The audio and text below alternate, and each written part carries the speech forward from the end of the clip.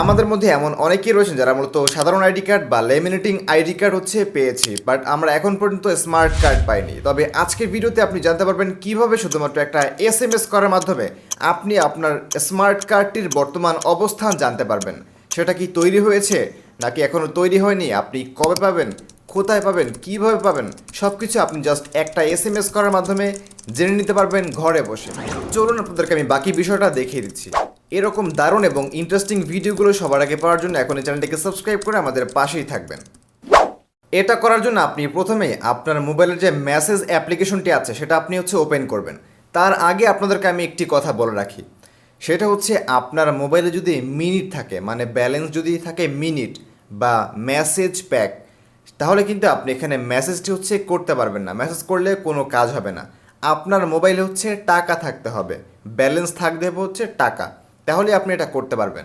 So একদম প্রথমে আপনি মেসেজ নামের অ্যাপসটা ওপেন করবেন। তারপর আপনি স্টার্ট চ্যাট অপশনে ক্লিক করবেন এবং এই জায়গায় আপনি নাম্বার লিখবেন 105। 105 লেখার পর আপনি সেন্ড এখানে ক্লিক করবেন।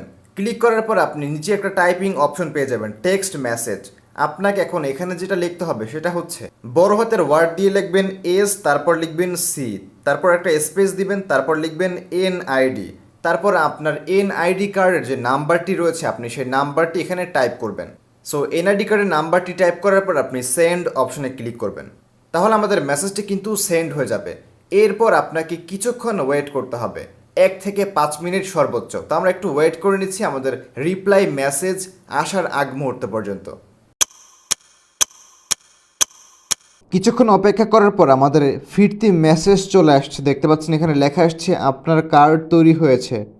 যেহেতু আমি বর্তমানে বরিশাল রয়েছি, মানে আমার জেলা বরিশাল, বরিশাল সদর ইসি অফিসে যোগাযোগ করুন, এবং এখানে বক্স নাম্বার দিয়ে দিয়েছে, তারপর কম্পার্টমেন্ট কত নাম্বার সেটাও কিন্তু এখানে দিয়ে দিয়েছে।